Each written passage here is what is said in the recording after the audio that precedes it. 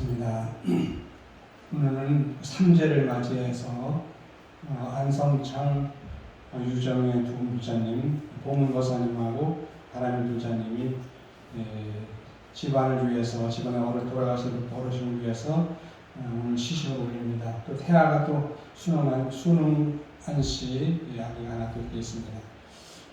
그리고 이제 오늘 삼재를 맞이해서 삼재를 맞이한 모든 우리 선망조 영감님들이 앞으로 이제 4주 뒤면 이제 지옥으로부터 나오셔야 되는데 미리 나오셔도 상관이 없습니다. 미리 나오시면 더 좋죠. 왜냐하면 꼭 그걸 형기를 다 채울 게 아니라 미리 나오시면 일단은 훨씬 더 좋거든요. 그래서 지금 우리가 기도하면서 가능하면 미리 나오시고 이렇게 기도하시면 됩니다. 아셨죠?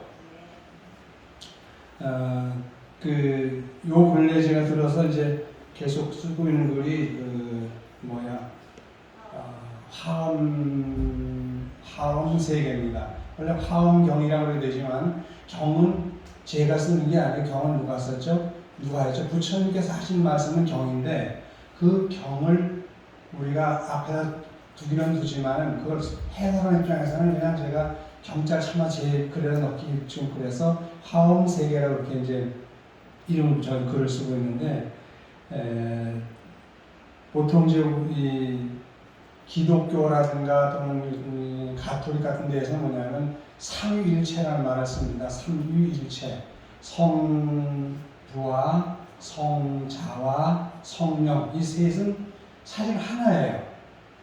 그런데 우리가 그걸 따로 성부가 따로 있고 성자가 따로 있고 성령이 따로 있다고 보지만 사실은 알고 보면 그 셋은 늘 따로 떨어져 있는 하지만 늘 함께 한다고 하는 것을 삼위일체라고 얘기하는데 불교도 마찬가지예요. 불교도 마찬가지로 여기 보면 가운데가 화신불이 계시고 우리가 벽기의 오른쪽이 법신불이고 벽기의 왼쪽이 이제 보신불인데 법신, 보신, 화신이라는 세 부처가 사실은 한 분이에요.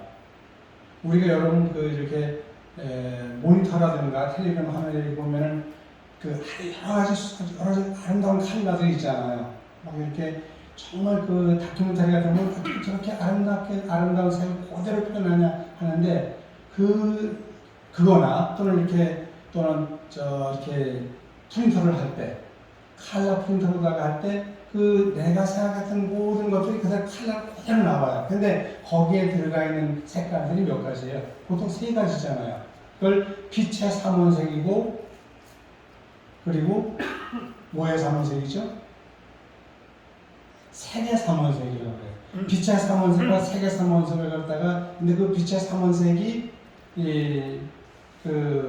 화면에 텔레비전 화면이라든가 모니터 화면에 뜨는 건 다 그걸 거기서고 그 다음에 색의 삼원색이라고 하는 것은 그 세 개의 그걸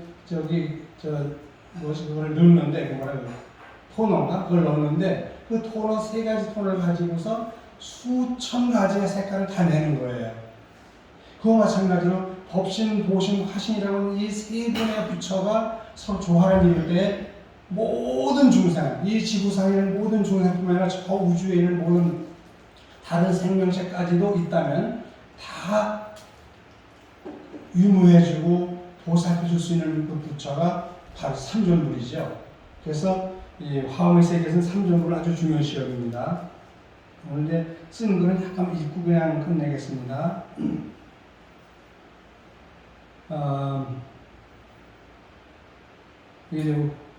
기포의색 편지 2732이고 화엄세계 오늘 9번째인데 9회째 나가는데 대는 크고 드넓으며 끝없음을 이루며 방은 항상 방법을 제 스스로 유지하며 광 대방광물 화엄경입니다. 광은 널리 근본체에 침합하여 들어가고 불은 진작 이와 같이 현명을 깨친이라 화는 바로 공덕만행 비로소 이름이요 엄은 곱게 법을 꾸며 사람됨을 이름이며 경은 줄기 다함 없이 솟아나는 생물이니 이것이 곧 대방광물 화엄경의 제목이다 이렇게 해가지고 했는데 이건 제가 쓴 글은 아니고 제가 번역만 했어요. 누가 했었죠? 유이글은 청량국사 진관이라고 하는 분이 큰 스님이셨죠. 102살을 사신 분인데 이분이 쓴 왕복사라는 화엄경에 대한 왕복사라는 그 서문이 있는데 정말 저는 그렇게 아름다운 서문을 본 적이 없어요.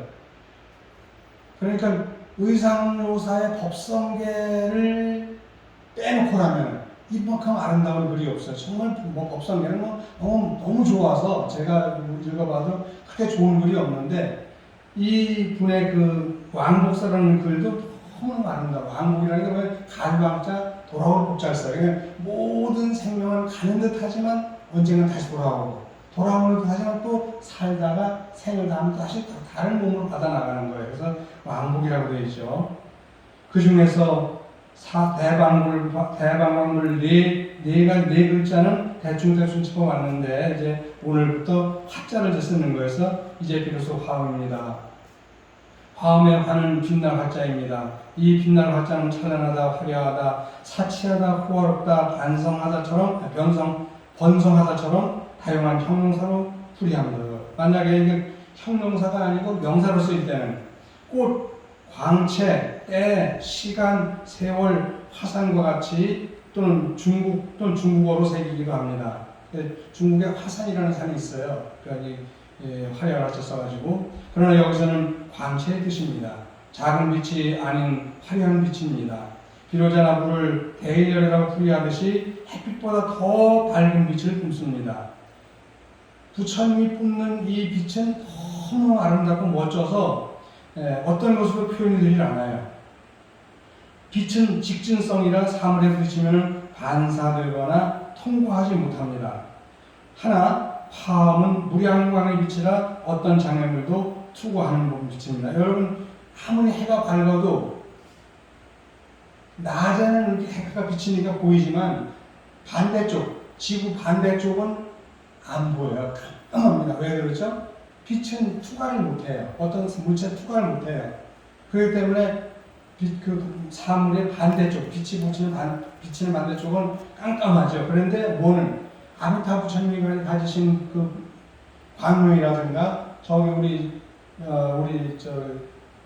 백운 선생님이 지금 저기 장상명주 갖다 놨는데 지장보살 큰 구슬 갖다 놨 그 구슬이 비치는 빛은 그냥 360도를 다 비춰요.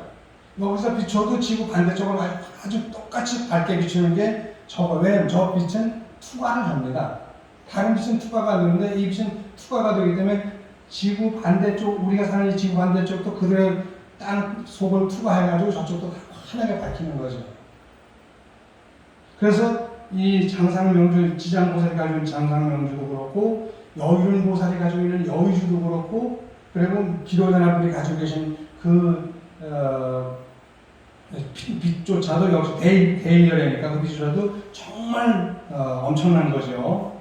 그래서 어떤 장면도 다 투과를 합니다. 프리즘을 통해 가지고 스펙트럼이 드러나는데 여러분 삼각으로 된 유리가 있어요. 그걸 프리즘이라는데 그 프리즘을 통해서 빛이 들어오면 굴절이 되면서 여러 가지 색이 다 나타나요. 그냥 이렇게 허공에는 아무것도 안 나타나요. 그런데 어떤 때 비가 나타나죠? 비가 와가지고 소낙비가 쏟아지고 나서 햇빛이 쫙 나면은 그 빛이 저 습기가 다 마르지도 않다 보니까 그 습기를 부딪히면서 햇빛이 무지개를 만들어요. 만약에 이 공중에 비가 와가지고 그 빛이 수증기가 없다면 햇빛이 아무리 비춰도 안 만들어지는데 그 수증기 때문에 뭐가 생겨요? 무지개가 생기잖아요. 그래서 그것처럼 프리즘을 통해서 스펙트럼이 7가지 색만이 더 많이 나지만 우리가 일반적으로 보이는 건 7가지 색이죠. 4가지 드러나듯이 4가지 법계가 화엄경에는 있습니다. 12시까지만 딱 할 거예요. 왜냐면 15분 넘어가면 지루하니까. 4가지 법계가 있는데 4가지 법계가 뭐냐 하면은 첫째는 이법계고 이무의 법계고 둘째는 사무의 법계고 셋째는 이사무의 법계고 넷째는 사사무의 법계는 어떤 원리와 실제가 항상 이렇게 장애 없이 서로 연결되는 거죠. 그걸 갖다가 이무의 사무의 이사무의 사사무라고 얘기합니다. 이처럼 화엄 세계에서는 있어서 빛의 세계는 2등, 4등, 2와 4등, 4와 4등 어떤 경우도 결코 걸림없이 쫙 비춰줍니다. 걸림이 없어요. 그러므로 화엄은 화려하게 장엄하며 동시에 이사의 장엄입니다. 이와 사의 장엄입니다.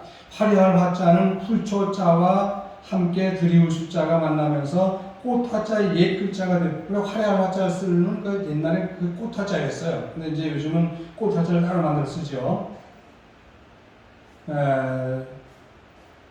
그렇기 때문에 꽃화자의 옛 글자로 새겼으나 본래 담긴 것은 화려함이죠. 화려함에서 햇빛을 제외한다면 오직 꽃의 화려함이 있을 뿐입니다. 그러나 꽃이 비록 아름답다고 하더라도 빛이 없으면 감상할 수 없습니다. 빛의 단점은 사물을 뚫지 못하는 데 있는데 저 장상명주가 가지고 있는 빛이라든가 비로자나불이 가지고 있는 빛이라든가 서가모니 부처님이나 아미타불이 가지고 있는 빛은 어떻게 해요? 그냥 투과해버려요. 얼마나 잘 투과하냐면 여러분 그 원자라고 있는 원자 여러분 얘기 들어보시는 분은 원자를 때 있다면 원자 하도 작아서 그 원자 속에는 핵이 있는데 핵 주변을 뭐가 돌고 있죠? 중성자가 돌고 있고 전자라고 하지만 전자는 중성자가 도는데 그 중성자가 얼마나 대단하냐면 이 무쇠를 갖다가 수조 킬로미터를 갖다가 이게 놔도 그걸 다 뚫고 나간답니다. 지구를 수천만 개 갖다 놔도 그걸 그냥 뚫고 지나간다는 거죠. 지구 하나 뚫는 건 아무것도 아니죠. 거기서 나온 것이 바로 뭐죠? 부처님의 광명입니다. 부처님의 광명은 마치 그런 중성자와 같아가지고 못 뚫고 지나가는 게 없어요. 다 뚫고 지나가요. 다른 빛은 다르게 이게 사물을 입고 와서 비치면 사물이 뭐가 걸리면 빛이 뛰어나 안 비치지만 부처님이 가지고 있는 빛은 이걸 돌아서 가는 것이 아니고 빛은 돌아가지 않습니다. 그냥 투과시켜가지고 저쪽에서 같이 비춰주는 거죠. 그래서 그 360도 다 돈다고 하는데 도는 것이 아니라 그냥 투과하는 거죠. 우리가 생각하기에 빛이라고 하면은 어둠을 밝히는 빛이라고 힘이라 여깁니다. 그러나 그것뿐만이 아니죠. 빛은 곧 전자기파를 가지고 있어요. 전자기파를 가지고 있는데 전자기파가 없으면은 오늘도 이거 보니까 저게 안 돼요. 왜 그러죠? 녹화가 안 되는 게 아니라 인터넷이 안 되죠. 인터넷이 왜 안 될까요? 문제가 있는 거예요. 지금 문제가 있었는데 사실 우리가 보진 못하는 이 우주 꽉 차서 뭐가 있죠? 전자기파가 있어요. 그 전자기파를 우리가 현실에 이렇게 적응했기 때문에 우리는 저런 걸 다 쓸 수가 있어요. 무선으로다가. 전자기파가 있죠. 빛은 곧 전자기파입니다. 눈에 띄는 가시광선을 비롯해가지고 가시광선은 빨주, 노초, 파란 뭔가 이렇게 해주는데 그 7가지 색깔뿐만이 아니라 적외선과 자외선 말뿐만이 아니라 그 바깥에 있는 X선과 감마선까지도 모두 햇빛 속에 담겨 있어요. 우리 보지는 못할 뿐이지 다 담고 있습니다. 우리 눈에 보이는 색은 서가모니 부처님처럼 이 땅에 왔던 분이고 예수님처럼 이 땅에 왔던 분이고 그런데 눈에 보이지 않는 그러한 불가시적인 그런 X선이라든가 감마선이라든가 이런 것들은 눈에 안 보이지만 없는 것이 아니죠. 있습니다. 그건 마치 비로자나불처럼 법신으로만 있는 거죠. 햇빛 속에 포함됩니다. 특히 태양빛이 지닌 에너지는 지구에서 살아가는 무생명에게 결코 없어서는 안 되는 에너지입니다. 이제 곧 끝납니다. 네. 화에 담긴 뜻은 매우 소중합니다. 자동차에 라이트가 나간 상태로 어둠 속을 달려본 적이 있나요? 의뢰 불가능한 얘기입니다. 자동차는 너무 위험하겠죠? 네. 우리 자동차를 타면 빨리 가고 싶은데 그 위험해서 못 달리죠. 가로등이 꺼진 깜깜한 금은밤을 손전등도 없이 걸어본 적 있습니까? 역시 조심스레 걷지만 쉽지 않습니다. 화는 꽃이며 동시에 빛입니다. 화려한 빛이며 무량광의 빛입니다. 무량광은 서가모니 아미타 부처님은 무량광이라고 그래요. 무량광 불이라고 그래요. 빛이라 하면 광속이 떠오릅니다. 속도에는 여러 가지 유형이 있죠. 사람의 걸음걸이는 초당 1m. 여기 그게 초당 1m이고 소리 속도는 초당 340m고 로켓은 1초에 11.2km를 달려요. 그래야만 지난번에 그 누리호를 쏘았나? 그것도 11.2kg를 미달이면 안 올라가요. 11.2 이상이기 때문에 올라가가지고 탁 이렇게 궤도로 올라간 거죠. 그래서 그걸 11.2km라고 합니다. 지구를 떠나려는데 왜 못 떠나냐? 지구가 끌어당기기 때문에 그걸 떠나야 되니까 그만큼 빠른 속도를 내야 되는 거죠. 그런데 빛은 30만 킬로미터를 가니까 미터로 환산하게 되면 3억 미터예요. 3억 미터. 초속 3억 미터를 가는 거죠. 광속음처럼 아주 빠릅니다. 아무튼 지금까지 알려진 바로는 빛의 속도를 뛰어넘는 게 없습니다. 그러나 빛보다 빠른 게 있습니다. 빛보다 더 빠른 게 있어요. 과학자들은 그런 얘기 안 하죠. 과학자들은 이 세상에 가장 빠른 건 빛이다. 더 빠른 건 없다. 그런 얘기를 해요. 다름 아닌 사람의 생각입니다. 생각은 시공을 초월합니다. 우주가 생긴 지 138억 년이라면 우주 넓이는 그게 곱절이겠죠. 빅뱅과 동시에 특이점에서 사방으로 커져나갔을 테니까 뻥 터졌는데 거기서부터 이쪽으로 138억 이쪽으로 138억 이렇게 나가는 거예요. 그러니까 엄청나게 크죠. 빅뱅과 동시에 특이점에서 사방으로 커져나갔을 테니까 생각은 속도에 얽매이지 않습니다. 한순간에 우주의 나이를 더듬어보고 우주 넓이를 생각할 수도 있으니까요. 그래서 화엄경에서 이런 말씀을 하십니다. 일체가 유심존이라, 일체 유심존이라 불렀습니다. 이걸 골제 끊는데 정말 화엄경을 읽다 보면 그 일체 유심이라는 그 한마디 속에 이렇게 어마어마한 얘기가 들어있는 거예요. 근데 이렇게 좋은 우리가 화엄경을 놔두고